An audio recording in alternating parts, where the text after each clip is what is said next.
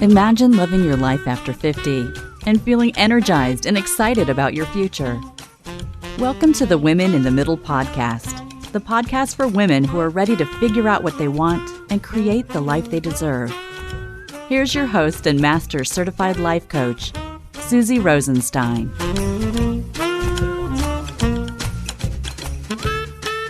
Hey there, welcome back to the podcast, Women in the Middle. I'm your host, Susie Rosenstein, your Master Certified Coach and Midlife Mentor, and I am so glad to be here with you again for this week's episode, where we are talking about everyone's favorite emotion, envy, and specifically, why being green with envy can be a very good thing. I remember clearly when I had this insight into the way to use this emotion for good, and I can't wait to tell you all about it. I know you'll have an aha moment or two.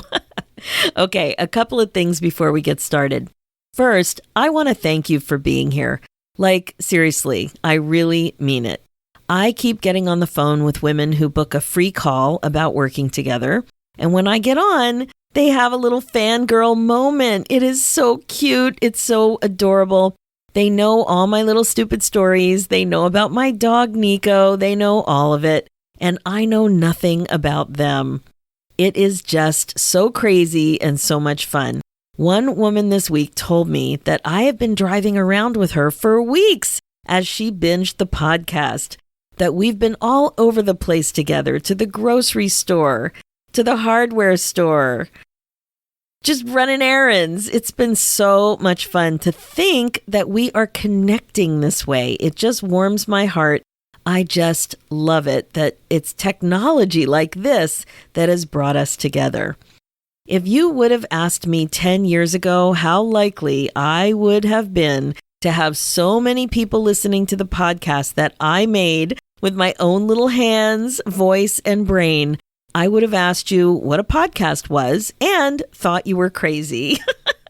10 years ago, I was stuck in my long-term job wondering what I should do, whining to all my friends about how miserable I was, and being so conflicted about how I could possibly move on when I had such amazing dental coverage and how my job was really so good and my benefits were awesome. I had such fear and limiting beliefs. I had no ability to dream. My creativity felt squelched and I felt so downtrodden. Now, don't get me wrong. I had a great life. I had a good job. I had good vacations, amazing husband and kids, and the cutest dog and bird ever. But how I thought and felt was another story. When you're stuck, it's very hard to see your way out for lots of reasons, and we'll touch on this in today's show. I really couldn't see my way forward, and I was scared for reasons I didn't even understand. That's a midlife funk for you. That's also why I want to make a request that you share this podcast. Please help other funky women in the middle who are just waiting to find a little something like this podcast that can really help them shift their mindset towards being happier and more excited about their lives. Think of referring the Women in the Middle podcast as helping them take the first step. And when you're stuck, a baby step is a big deal. You may have to show them how to listen on their phone too, as they may not realize that they have a podcast app already on their phone, ready to go. I really appreciate your help in getting the word out there too, because when you're stuck, the Women in the Middle podcast is there for you. I'm there for you. I would really, really appreciate that. Okay, so now I want to talk to you a little bit about the 50 Unplugged Mastermind, which is the number one way to work together to help you focus on what you can do with your next chapter instead of what you like to think about, which is what you can't do. 50 Unplugged is for women who are making a serious commitment to themselves. They're ready to do work on creating a big personal transformation over the course of a year. They know it's a priority and they're finally ready to put themselves first and dive in because they also know that they will regret it if they don't. 50 Unplugged is all about becoming bold and brave in midlife so that you become who you need to be to go after your priorities in life. It's all about up-leveling so that you know in your heart of hearts that you stopped playing small. It's about getting out of your own way so that you're more comfortable and intentional about allowing yourself to be happier. It's about taking control of your life instead of letting a few more years or decades fly by without you being intentional. It's about finally putting yourself first so that you get the support you need to learn what you want and need, and more importantly, know exactly how to make it happen. There are retreats involved too, and so far they've been in Toronto and Palm Springs, and they have been amazing. It sounds pretty good, right? Head over to www.talktosusie.com and learn more. You can grab your Kickstart call and we'll talk about if it's a good fit for you.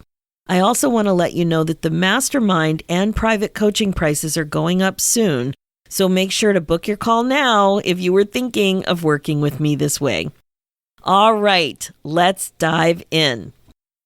I think being green with envy can be a very good thing. I really, really do. So let me tell you how I started to figure this all out.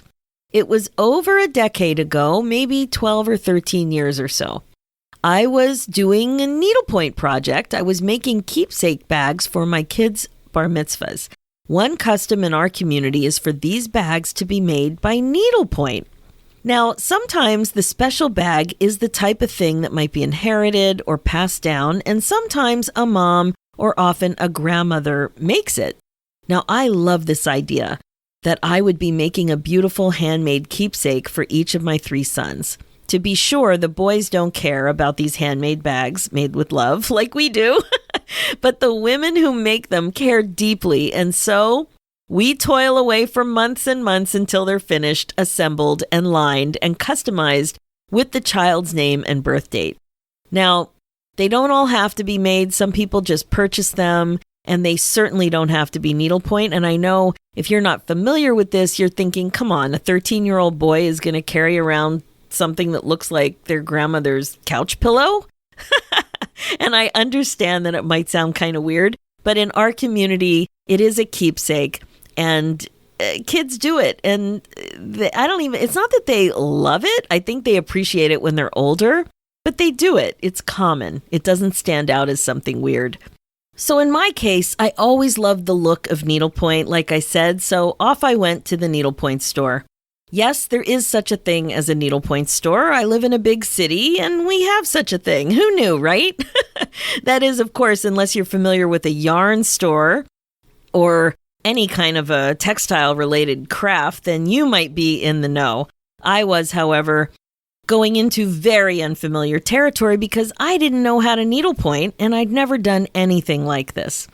But this particular needlepoint store was fairly large and had everything that I was looking for and more, really. My head exploded when I walked in, kind of like when you walk into Michael's, right? When you're kind of crafty, you get all excited. There were beautiful colored threads and patterns hand-painted on canvases everywhere. It was kind of like wallpaper, the way it was all over the walls. I could not believe what I was seeing. I had no idea. It was a cornucopia of delight for the eyes. But wait, there was more. At the back of the store, I saw a little gaggle of ladies gathered around a raised table studying, like looking over, looking closely, carefully studying. What was going on over there, I wondered? The owner of the store was answering their questions and teaching them how to add delicate beads to their needle-pointed designs. I couldn't believe it. I didn't know there was such a demand for craftsmanship with needlepoint. I didn't know there was such a demand about needlepoint for people to learn. But it makes sense. If you have this interest and you don't have grandmother or your mom or somebody there to teach you, where do you go to learn stuff? You can go on YouTube. But this was way better to be with other women and real experts in the area.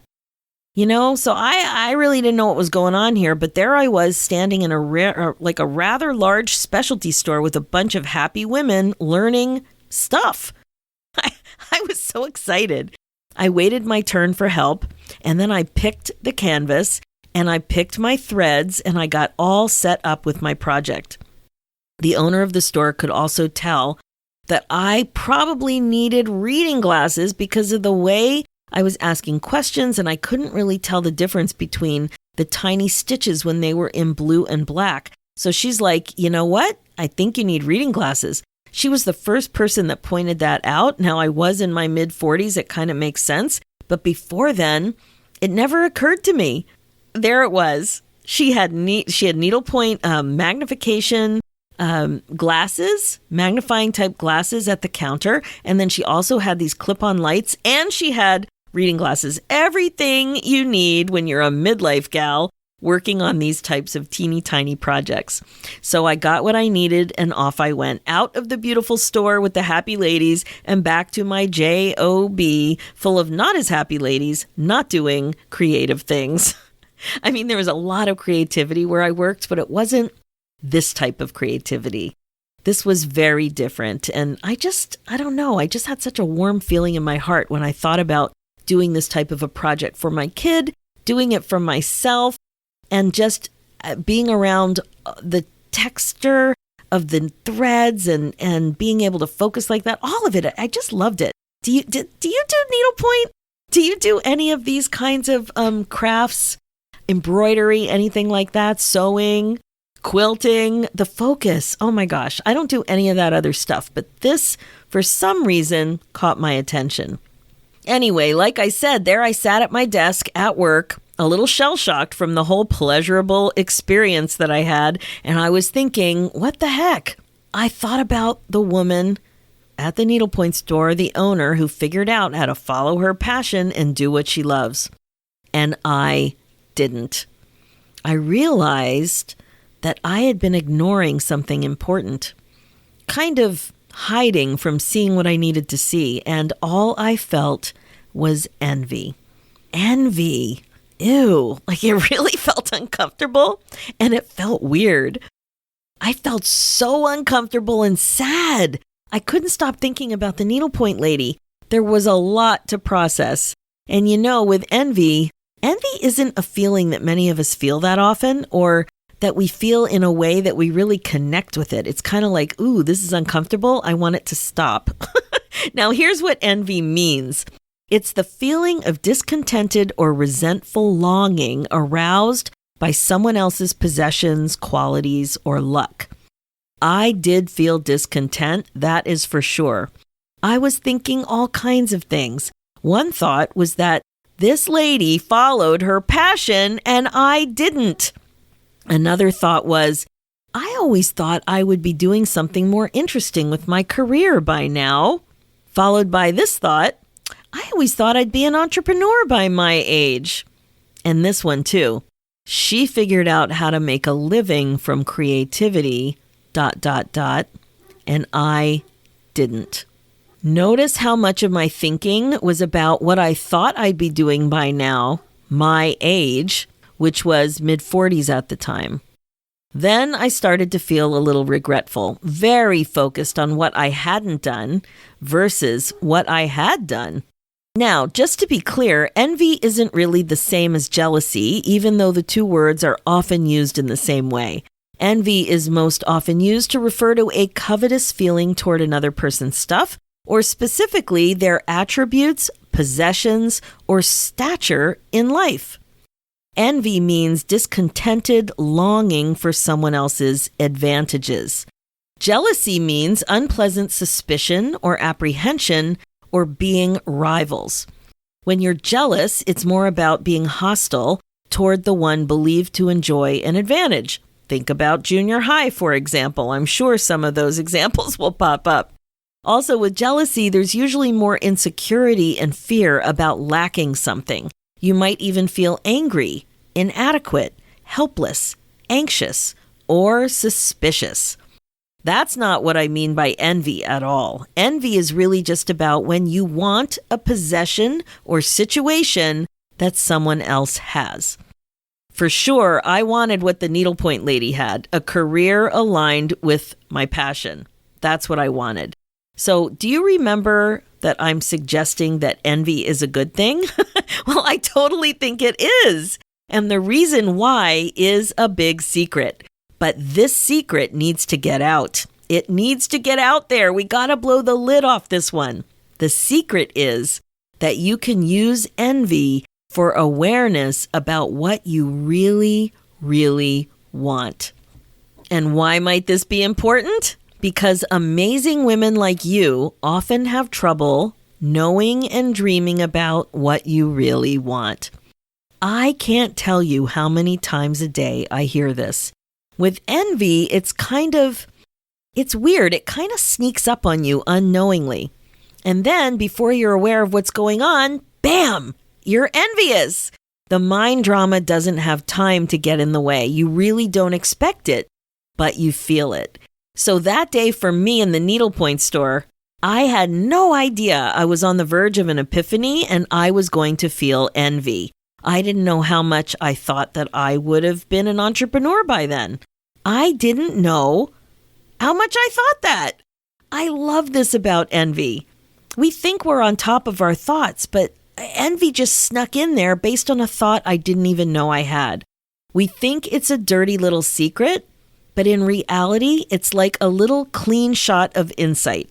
Here's what I mean. Let's dig a little deeper. Think about a time that you were envious. It could have been related to a friend, a colleague, a sibling, or even someone you don't know. Now, ask yourself these 5 questions. Why do I want what they have? Why do I think this would make me happy? Why don't I already have this thing in my life? How would my life be different if I had this thing? And finally, what's important for me to see about myself and my desire right now? So see what I mean? I encourage you to just see whatever pops into your mind right now as we're just going through a little bit. Don't squish your reflections and thought down. Just notice them. Notice what you're thinking. So again, the 5 questions are: 1, why do I want what they have? 2, why do I think this would make me happy? 3, why don't I already have this thing in my life? 4, how would my life be different if I had this thing? And 5, what's important for me to see about myself and my desire right now? Now, I really believe that the feeling of envy provides a unique opportunity to look into your internal window of desire, what you really, really want in your life. Thoughts create feelings. So when you're feeling envious, you're thinking something that creates that feeling for you. Your challenge now is to notice what you're thinking. What is going on up there? I've heard the most interesting insights about envy, actually. Maybe it's someone's lifestyle that makes you feel envious, like your friend who has more flexibility than you do and is always able to be there for her parents or go to lunch with a friend. She is always available. Or maybe it's that yoga studio that you went to when you were in Costa Rica. You know, the one where you couldn't stop thinking about why you couldn't do something like this too, right? Why couldn't I own a yoga studio like this? Were you thinking something like that? Or maybe it's the cousin you have who's really excited about her retirement plan because she's going to take pottery classes. Or what about your neighbor who has amazing gardens and is always outside tending to them? Or something that colleague has, you know, the one with the successful business who still finds time to exercise in the morning. Or that friend you have who always looks so pulled together. I think you get the point. It could be anything. Envy isn't the same for everyone, but what's important is what it means when you feel it. Now that you've been getting used to this idea, make sure to really process what you've learned about yourself. Remember, envy is really just about when you want a possession or situation that someone else has. It's about your desire. So, my friend, what is your desire? What did envy just teach you? What do you really, really want? So good, right? Envy's like a sneak attack on your brain. Now ask yourself these 5 questions to see what you can learn about what you really, really want. What is envy saying to you? Is envy helping you focus on something you've been ignoring in your life? This is really what happened to me. I wanted to be an entrepreneur more than I knew. What about you? Is envy inspiring you about what's possible? Maybe you always wanted to own a yoga studio, but you have so many ideas about why this isn't possible for you that you shut down your thoughts about what it would be like just as quickly as they pop into your brain. It doesn't mean, like with the Costa Rica example, it doesn't mean that you want to do it in Costa Rica. You might, but maybe you didn't even know that you wanted to do it until that situation. Is envy helping you shift or change? Maybe that woman who you always see running, even in the rain, maybe she's driving you crazy. Maybe envy about her motivation is the thing you need right now to help you focus on the exercise that you want in your life. Is envy opening your eyes to give voice to a secret desire? I love this idea. This happened to me when I heard somebody talking about a trip that I didn't even know how much I wanted to take. For me, it was whitewater rafting in the Grand Canyon. What is your secret desire that envy can help you understand more? And is envy suggesting how you could be more courageous? Oh, good one, right? Maybe envy can be the nudge you need to really appreciate how you're not doing something you really want to do because of fear. I just love knowing that the universe has provided us with a little bit of help when we get in our own way and can't figure things out. Who would have thunk it? Envy can surprise you in a really good way. It turns out that envy might even be your friend, your non-judgmental friend who loves you no matter what. What if envy's true purpose in life is to help you be really, really happy? The thing is that it's a super common regret to feel like you didn't let yourself be happier in your life. Tuning into your deep desires is a clue to what you really, really want. But now what? What can you do to really drive this point home? I've boiled it down to 5 simple steps to use your envy for good. 5 simple steps. Here we go. 1, notice how envy makes you feel. Where is it in your body? How would you describe the feeling to someone else without using the word envious?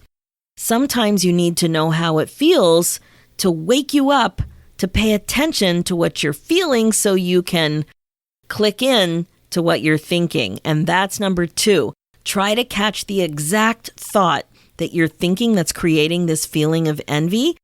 It might be, I really wish I could take that class, or I really wish I could get out of the cold winter for a month or 2 every year.